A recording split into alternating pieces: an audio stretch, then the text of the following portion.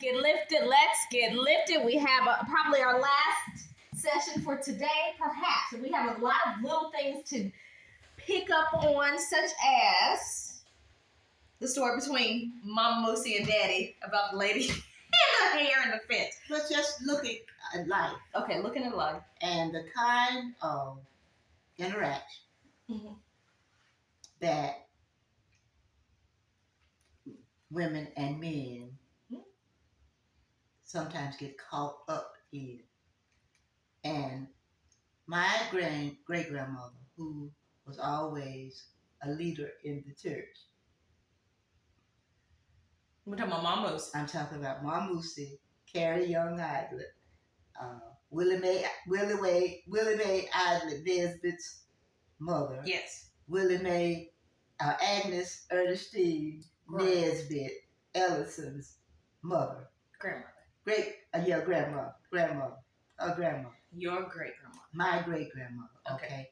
Well, they tell the story of my great-granddaddy Theodore. Who built all these houses. Who was a master carpenter. And worked for who? And worked for Sharp and Bolston, Bylston Company. Bolston. In Atlanta. Based in Atlanta. Well, they had conventions, and of course they had, at that time, everybody went to the convention, but they just had different sections for different people. Well, this one, even though it was a time of segregation, some of the meetings were not integrated. Most of them were not integrated. But then the ones that were integrated, and they were integrated by what you looked like.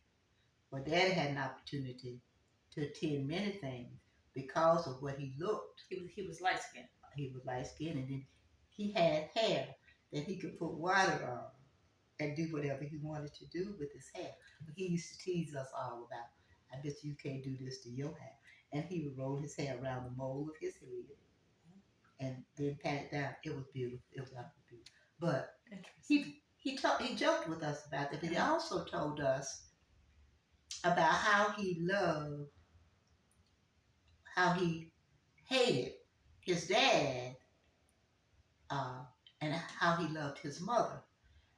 But he hated his dad because his dad was an Irish man.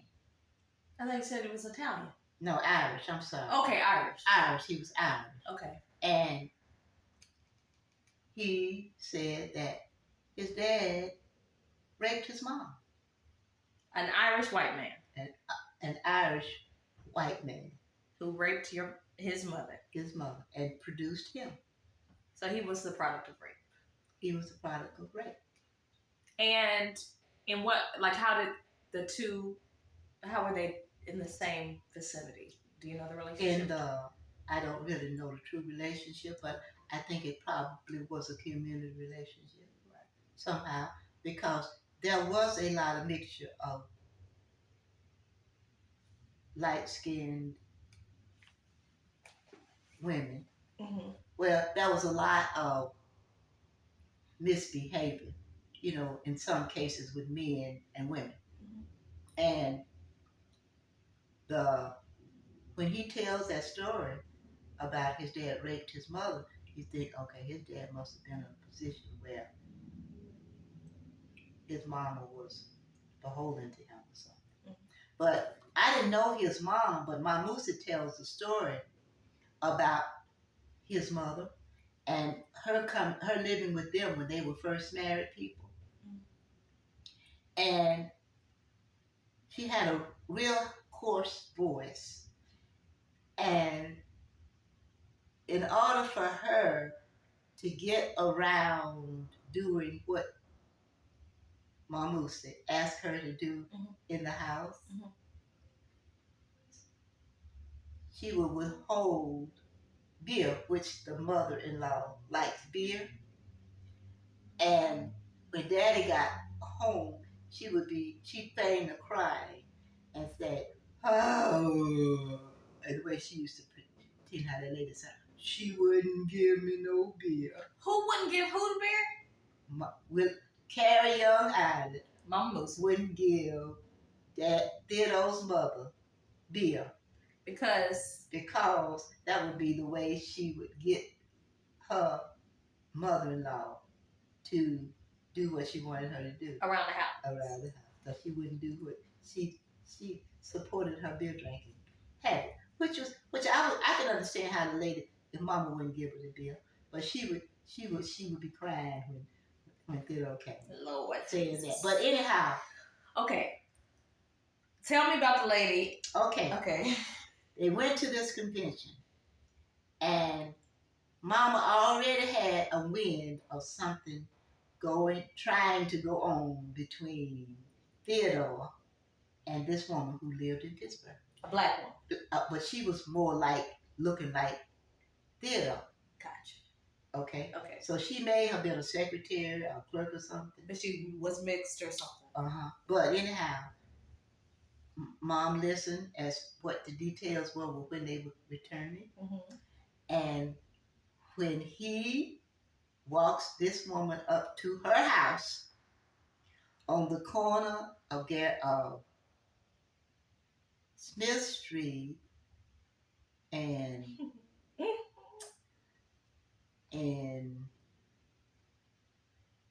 the street, I can't remember, but it's the street going toward Whitehall Street up from Mary Street. Well, anyway, when he walked her to her house, mm-hmm. and there was a split rail fence from the street to wherever she went to her place, mm-hmm. and Mama was on the other side of that fence. And when they got there, it said that Mama reached over that fence. The lady had long hair and caught part of her hair and wrapped it around one of those rails and beat that woman.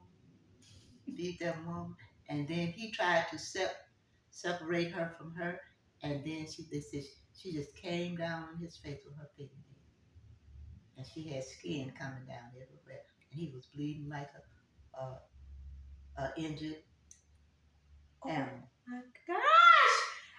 And did the affair end that day? The affair ended that day. That's what they said. And said the men in the neighborhood used to see Mr. Island. Said, Mr. Island, what happened to you? And he said the cat scratched. Oh Lord, poor thing. He didn't want to tell nobody his old lady had got to him. See, they all knew it. They all knew what was happening. Yeah. And they knew how Miss Island happened. So let me ask you this. Was it common back then for the man to just have more than one, or not necessarily? It's never been. Well, I guess with some groups it was common, but it wasn't common with Carrie and with Jerry and Alice, Carrie's parents. What is, if you had to say the best example of a male-female relationship that you remember in your lifetime, what would be the best? That one. Mama Moosey and... But I've always thought that, because Daddy was a strong male figure. Yeah. A strong, quiet male figure until you just stepped over that line. Sure. And I say that because he could control most situations. He loved Carrie. He did. He loved her. And he did not allow anybody to disrespect her in speaking around her, to her, treating her. You came straight up. 2 examples I remember. With Mama Chuck and her acting out. Yeah, and drinking. And Mama crying. And him forbidding her from the house. I think about with us as children, he let us know. Don't come to me telling me what your mama said. What your mama said is that's the mailman. No, that's not. Well, maybe. But anyway, because whatever your mama said, that's what you have to do. Mm-hmm. So he was very supportive. He was very supportive of her. Mm-hmm. He was very supportive of women. Woo, that's beautiful. And he always told us, you are no better than anybody, but you are also no worse. And if you do what you're supposed to do, and you are straightforward, then you will be a success. And this thing about color, he didn't. You know how some people treat other people different because they're different color? You talking about light skin, dark skin, or you talking about white, black? White, black. Okay. That was what he was saying to us. They're no better than you, and they're no worse than you. So you be what you're supposed to be. As long as you be what you're supposed to be, then everything works out. But I say that was my example because I think that as notoriously disrespectful Gwen was to many adults, he was never disrespectful to Theodore or Carrie. And his behavior was different as long Gwen, your husband. Mm-hmm. His behavior was different as long as they were alive. Sure. But they always respected him. And he would talk to them as when we were teenagers.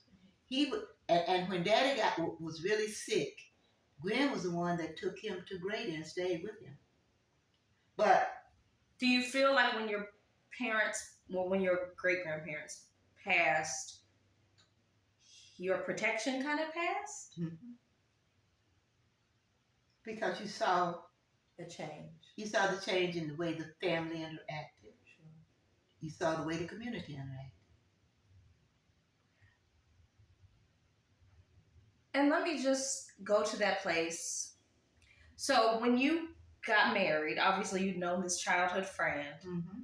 When did it become romantic, and when did you realize you couldn't be with him anymore? How long did that take?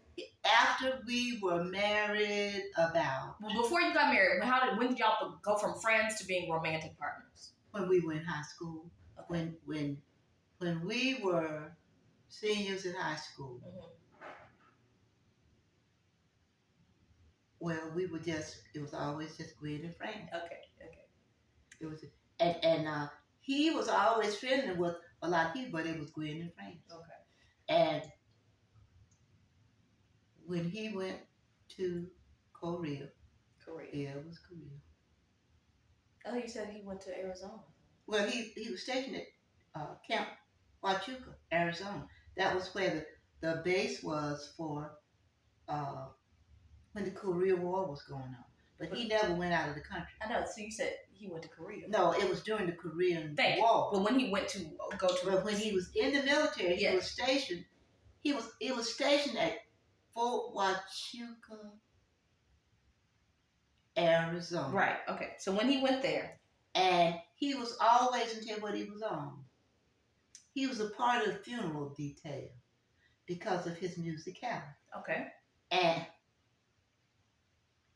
And he would come home doing furloughs, and he would show how they did a short, slow cadence in burying the military. Mm-hmm. And he would sound like the people, the music that was being played during this time. Mm-hmm. But that was his major job when he was in the military. Gotcha. Yeah. So that's how, so senior high school, got married immediately after college. So we're talking about 4 years later or so. And then when did it stop being fun or stop being romantic? It stopped being fun when we had been married. I think it actually stopped. I realized something was wrong when I was pregnant with Terry. Okay. And it looked like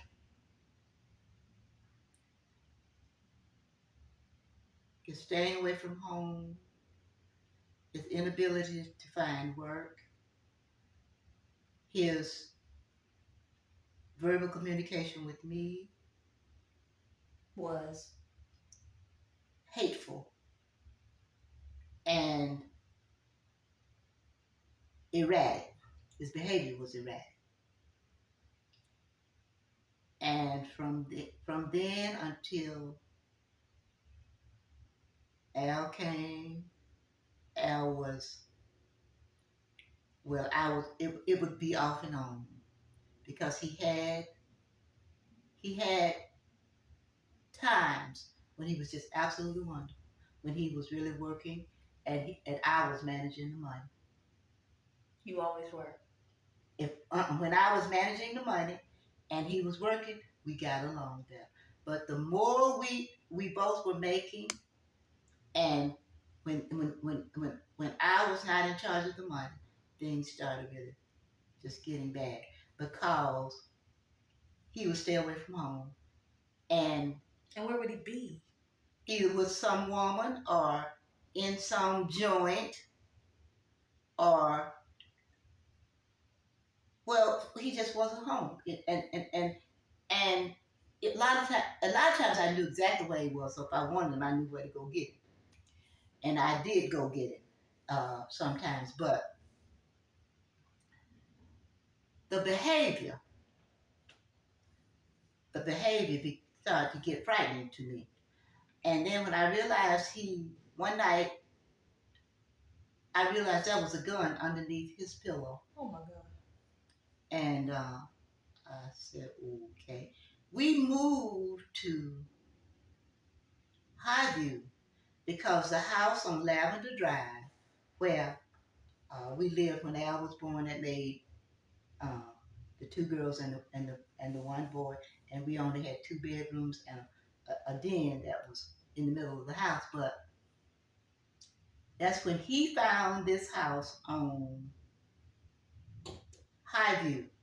Albert was selling real estate, and he found this house, and we could qualify for it. It was in Cascade, among the first black people who started to integrate Cascade, and we qualified for that house. And I was working at DPAC. He was working at Armalite. And what is that? That was a factory on Fulton Industrial. And it was wonderful. Okay. But then the habits. And Going out.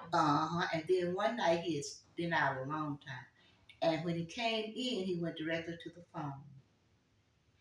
And when he picked the phone up, I picked the other phone up in the house. And I heard this woman asking him, "Oh, you home safe?" And I listened to them for a few minutes. And then I said to her, "You may as well hang up because I'm on the other line." And he hung that phone up, and he was wild. What does that mean? He was, "Oh, so you listening to my phone?" I said, "Yeah, well, you shouldn't talk to your women." And things just went from bad to worse from that. When he felt like you kind of were. When I peeped his whole call, and because I think he thought I was a real sucker. Yeah, he thought you didn't know anything about the women and the going out and the being out all night. And money getting misplaced. And money. And the children have told me, my children said, "Mom, you know Dad used to have rolls of money, and you wouldn't have any money." I thought, they're trying to tell me something. And when did the physical abuse start? The physical, the time when we lived on Highview. We lived on Highview. And I was standing washing dishes in the sink. And something he said to me, and I just commented to him, and he hit me from behind. And I saw stars, and I just told Myla, "Go call the police." And I turned around, and he was sorry when he looked at me, but he could have killed me right there. And there had been times when that was the first time. There were times when he would try to intimidate me by his size and stuff. Like I would be in the basement and he would come when he'd been off somewhere smelling like I don't know what, and then he would try to say, "Oh, you just got home." You know, he would try to start something with me to say that I was out doing the wrong thing. Well, I decided after that effort, I said, well, you know, I'm not gonna fuss with this person because I don't know what he's planning to do. But Were you scared? Yeah, I lived with fear from that time on, and I had been leaving the children with him, but I stopped because I never knew how far he would go if he would mistreat them. And they were scared. They were really afraid of him, as I found out later on. But How many times?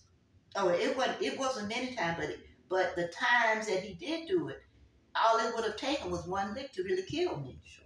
And then for my children to be subject to living with fear, Al was playing little league ball, and Baseball?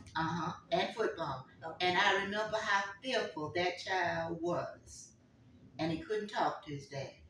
And that was all playing into this. But he owned it. He hit me that time from behind, and when he hit me and he realized that I had told Milo to call the police, he ran from the house. And then when he came back, he was just contrite, contrite, contrite. Well, that was that time. And then he started following me. Where you would go? Uh-huh.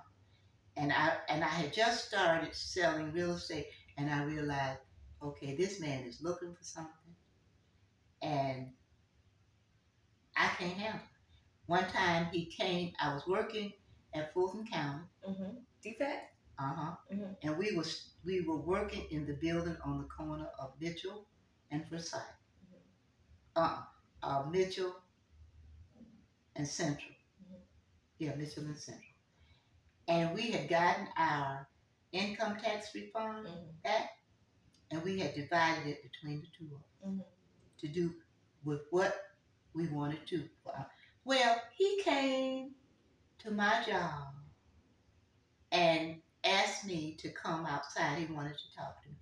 And he grabbed my arm and he was leading me to the parking lot across from the building.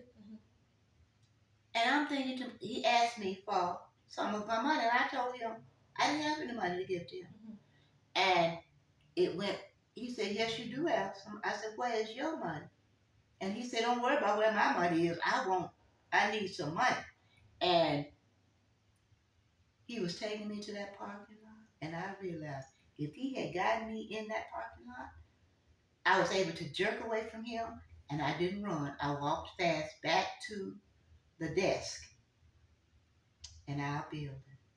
And I thought, I've got to do something. So what did you do? What I did was I called a white attorney, older man, and I said I need a restraining order against him. And was that hard? But it was like a Friday afternoon. He said, I will not issue, try to get a restraining order over the weekend because it would be too dangerous for you and your children. And he said, go to somebody that you trust with your children. Somebody who will not call him and tell him you were with them. And on Monday, I will serve the restraining order. And they they served the restraining order on him on that Monday. And he still came to the house later that night, threatening. And then I realized you don't need to stay in this house. And that was a high view. And so you moved? I came out here. And after he couldn't stay in the house, he cajoled himself to come here. And the children were so mad with me For letting them come. for letting them come. And after he had been here for a while and he started to behave foolish again, Al said to me, Mom, well, Al said before I really realized what was going on. He said, Mom, don't let Daddy fool you. You ain't changing. And then I just stopped. Let him come? Uh-huh. How would you stop him, though? You just said, don't come over here anymore? I just, I told him, this, as far as our marriage is over, and I can make it here.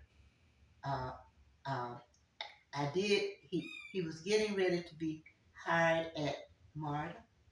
So that happened later in his life. Mm-hmm. And he was getting ready to be hired at MARTA, but because MARTA had a process of hiring in, and when they were married, the wife had to sign off on the hire papers, and I was the wife of records. When he got sick, he had a stroke before he had that final stroke. When he had that stroke, and he was trying to get to retire and get his Social Security, he and the woman that he was involved with, she didn't understand the process. And when he went to apply for his Social Security, the woman who was taking the application said, you're going to have your wife to come and sign off on it. And he told her, well, we're not together. She said, but you're going to have your wife, and she's got to have ID to come and sign off on this, because not only are you all still married, legally, but you also have children. Well, he didn't think I would sign off on it. For whatever reason. He thought I was just hateful. Well, anyhow, your mom was married to Uncle Lonnie. My auntie. I mean, your auntie. Mm-hmm. And Uncle Lonnie could get off during the day. Mm-hmm. So I asked Lonnie if he would go and get him, and we meet at the MARTA office at a specified time. Mm-hmm. And I would sign off so he could get his Social Security. Well, Lonnie did that, and we got down there, and we would talk. The woman was talking to me and everything, and I said to her, I don't want anything, but when it's time for me to retire, his whatever his Social Security is at that time, that I will get my share. And if I die before that time, my share of his Social Security will go to our children, added to the children's share. And that's the way it went down. And when he heard me say that to that lady, he lost it. He got angry? No, he was crying. Oh. Because he didn't believe that I would be concerned about what kind of life he would have, and I would make sure he had what he was supposed to have. Well, that woman, she didn't believe that. All right. Well, it took him a good 3 or 4 years to die, to get rid of, have that other stroke. But when he did have it, and I wasn't there. Milo was at the hospital that day when that girlfriend was there. And when he died, she went straight to MARTA. And when she was told that, well, that's already been taken care of, his wife already assigned the papers for him. You can't get anything from him. And see, she was hanging out with him because she thought she was going to have it made. But anyhow, that was a sad time for me though. Why? Because number one, things would happen around here, and somebody who I think it was Jackie Drake said to me, "Ain't nobody but that helpful." Oh, what you mean things were happening? Like the windows would be cracked over there on that side, and one time a bullet hole was in the window on that back bedroom, but that was because of her.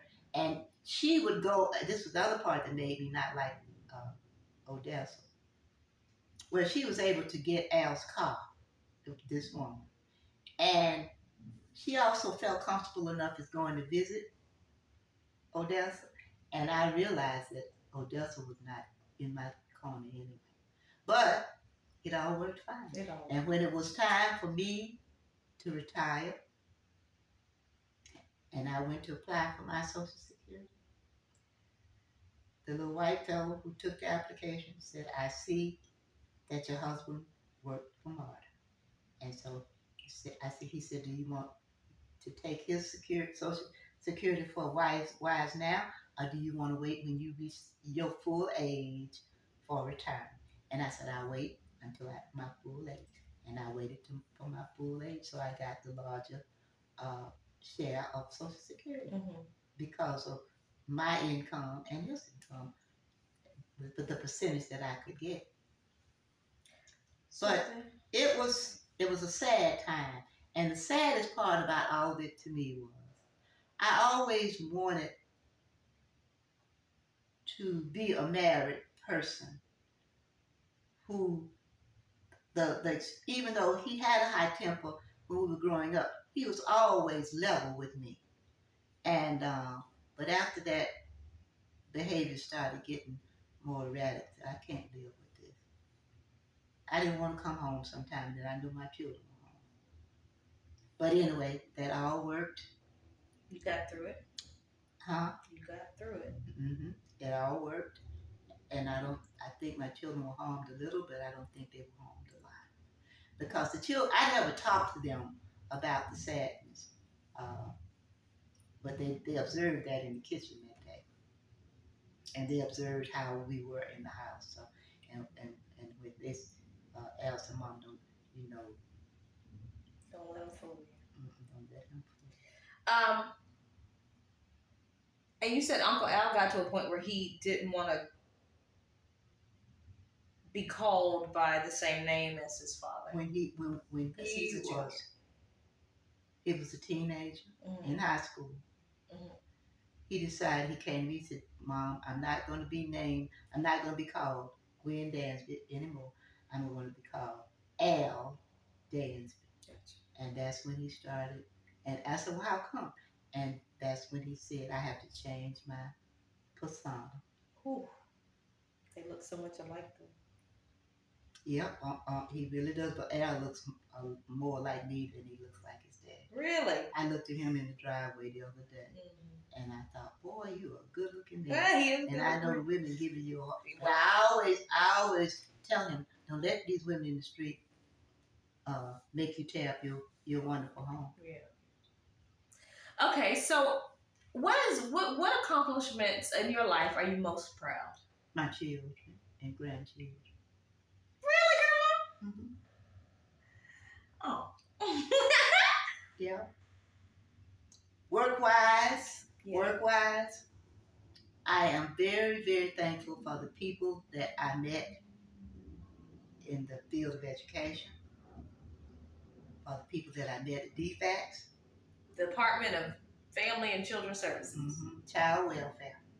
I never did work in AFDC, which was Aid to Families with Dependent Children. Okay. I always worked with the social service part of DFACS, which was child welfare. And that was where, when your mother graduated from Howard University, that same month, I was graduating from Atlanta University School of Social Work. Gotcha. Where I was a master social worker, and then I was licensed that same month. So you have your master's in social work. That's right. and your undergrad degree was in what again?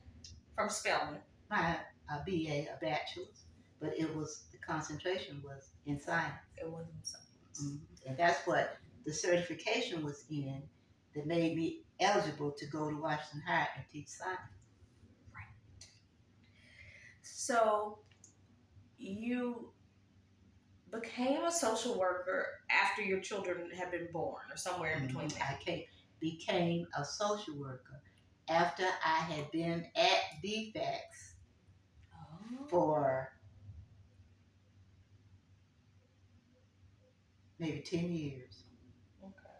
I actually became a licensed social worker, state of Georgia, in '82. And what is a memory of your social work experience that stands out? I know there were so many. And how did you cope? Those are two questions. I always told my children that when I came home from work, don't ask me to go anywhere.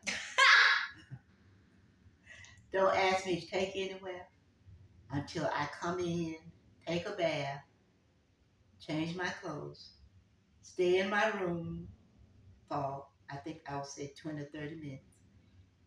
And then when I come out all clean, I will fix us something to eat. And then we can negotiate on what else we're going to do for that day. And they understood that. They wouldn't bother me. They would not. And your mama, if Al and Mila would want to, your mama would say, "Y'all leave her alone." But that was a time of real learning about the world.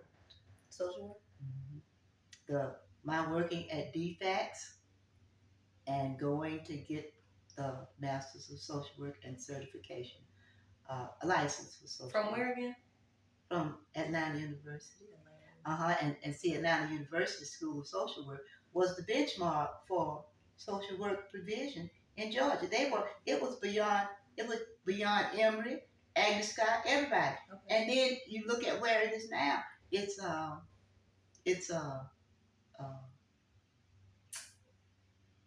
what is the name of the School of Social Work now?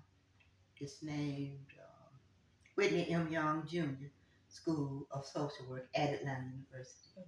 And that's because the actual School of Social Work at Atlanta University burned down the building. But anyhow, my children and my grandchildren, my family, my family of origin, my social selling real estate, and the people that I met while selling real estate. And at what point did you sell real estate, and for how long?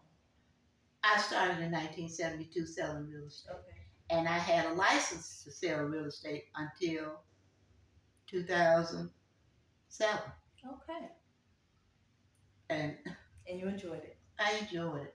And if I had just held on to where I was going, well, I would have. I won't say I would have could, but I would have helped more people. I found out becoming a real estate salesperson. I learned a little law. I learned some legal professionals, black, white, purple, and green. I met them. I learned that there were deeds in this country which had components which said this property is never to be sold to a person of African American heritage.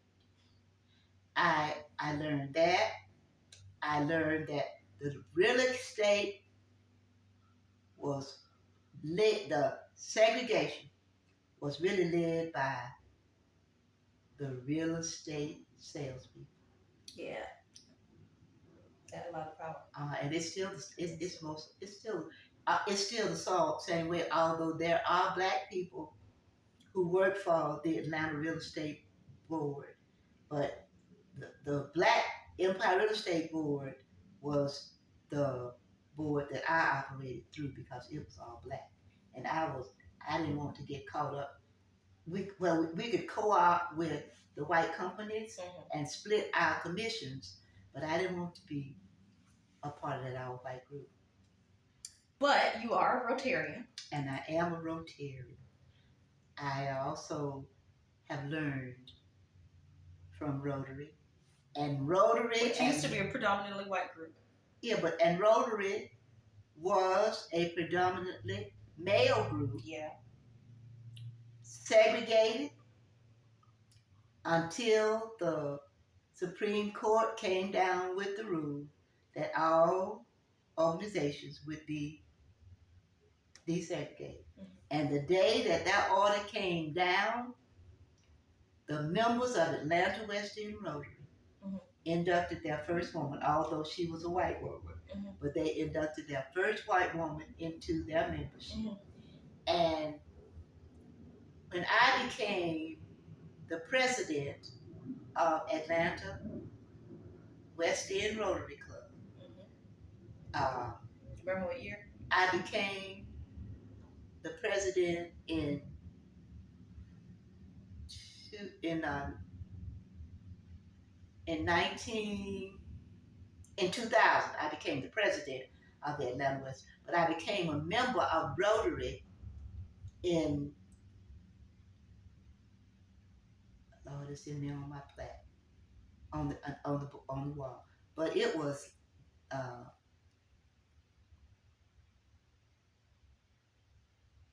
I have to go and okay. When you became it's okay. When you want to go now? Membership. Okay.